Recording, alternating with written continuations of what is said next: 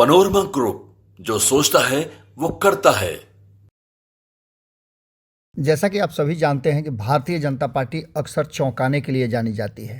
जिस तरह से भारतीय जनता पार्टी अपने उम्मीदवारों का चयन करती है और अचानक से सब कुछ बदला हुआ नजर आता है, ये बातें आप कई बार देख चुके हैं। पिछले ही आप देखिए ना कि 2023 में 5 राज्यों में चुनाव हुए, 4 राज्यों में जीत करके भारतीय जनता पार्टी आई और किस तरह से उसने अपने उम्मीदवारों का और यहाँ तक कि मुख्यमंत्री का चेहरा भी बदल दिया और पूरी की पूरी टीम ही बदली हुई नजर आई। 2020 में भी ऐसा ही कुछ देखने को मिला था। अब जबकि बिहार में इस बात को लेकर के चर्चाएं खूब चल रही है कि जातीय समीकरण बैठाया जाएगा, सीट शेयरिंग का समझौता होगा, मंत्रिमंडल में किसे लिया जाएगा, इन सब बातों के बीच में आपने देखा कि जब राज्यसभा भेजने की बारी आई और 2 सदस्यों को राज्यसभा भेजने के नाम पर अति पिछड़ा समाज से 2 नाम चुन करके भारतीय जनता पार्टी ने सबको चौंकाया था।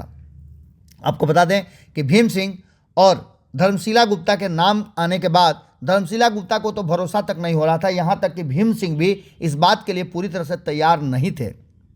इन सबके बीच भारतीय जनता पार्टी ने जबरदस्त ढंग से सबको चौंकाया था और यही लेकर के भारतीय जनता पार्टी अपने अलग तरह के और दावा भी करती है कि वो अंतिम लाइन पर खड़े कैडर बेस्ड लोगों को भी मौका देती है। लेकिन इस बार भारतीय जनता पार्टी ने जो लिस्ट जारी की है और नामों की घोषणा की है, उसमें से कई नाम लिस्ट से गायब हैं, लेकिन एक नाम लिस्ट में शामिल किया गया है जिसको लेकर के चर्चाएं भी खूब हो रही हैं।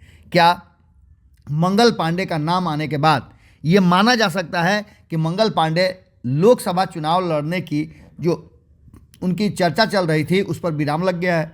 बिल्कुल, भारतीय जनता पार्टी ने अपने उम्मीदवारों की घोषणा कर दी है और भारतीय जनता पार्टी जिस तरह से चर्चा चल रही थी कि भारतीय जनता पार्टी आखिर करेगी क्या, तो भारतीय जनता पार्टी ने अपने सभी उम्मीदवारों का घोषणा कर दिया है। ये भी कयास लगाए जा रहे थे कि अपने साथी दलों को भी सीट दे सकती है, लेकिन बिहार विधान परिषद में चुनाव को लेकर के 11 सीटों का जो खाली हुआ है उसमें भारतीय जनता पार्टी ने अपने 3 उम्मीदवारों के नाम का ऐलान कर दिया है।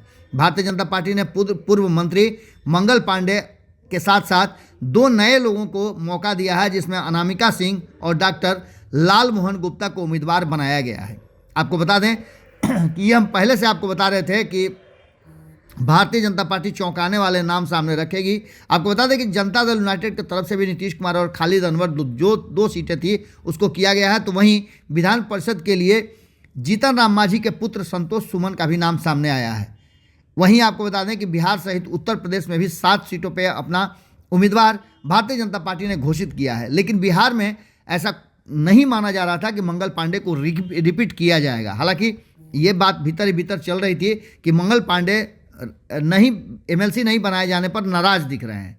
मंगल पांडे बहुत पुराने नेता हैं और लगातार भारतीय जनता पार्टी में कड़ी का काम करते रहे हैं, प्रदेश के अध्यक्ष भी रहे हैं। ये भी आपने देखा होगा। इस आधार पर हो सकता है कि समीकरण को बनाए रखने के लिए और बैठाने के लिए उनको मौका दिया गया है, लेकिन और कई नाम इसमें जुड़े हुए थे। राष्ट्रीय जनता दल की तरफ से राबड़ी देवी, अब्दुल बारी सिद्दीकी, उर्मिला ठाकुर और फैजल अली का नाम भी चौंकाने वाला है। एक तरफ जहां इसमें MY समीकरण पूरी तरह से दिखाई दे रहा है, तो वहीं महिला उम्मीदवारों पर विशेष फोकस किया गया है। इन सारी बातों को लेकर के 2 अल्पसंख्यक समाज से उम्मीदवार तय करना राष्ट्रीय जनता दल की नीति का एक हिस्सा भी है। वहीं CPIM से शशि यादव को उम्मीदवार बनाया गया है, जिसमें आपको MY समीकरण पूरी तरह से नजर आएगा। कांग्रेस ने इस बार विधान परिषद से अपना कोई उम्मीदवार नहीं दिया है, क्योंकि जिस तरह से राज्यसभा की बातें चल रही थी और इसको लेकर के भी कई चर्चाएं चल रही है कि अखिलेश यादव ने राज्यसभा जाने के लिए MLC का जो सीट है वो कुर्बान कर दिया है। अब जो वर्तमान जानकारी मिल रही है उसमें चुनाव में किसी तरह की कोई समस्या नहीं होने वाली है। 11 मार्च को नामांकन दाखिल करने का अंतिम दिन है।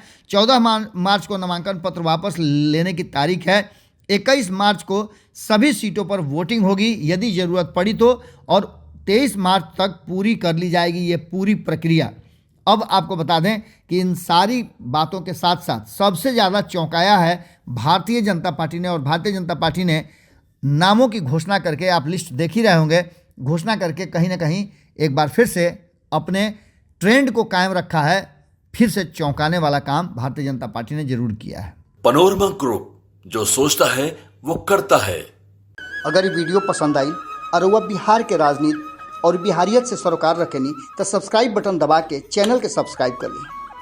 ओजे एगो घंटी बा, ओकरा बटन दबा देला से कुल सटीक और मारक खबर रुआ मुफ्त में मिल जाई। अगर रुआ पत्रकारिता के हमनी के नया प्रयोग में सहयोग कर चाहतानी तो ज्वाइन बटन दबा दी। पेटीएम नंबर नोट कर ली 9386816700। धन्यवाद।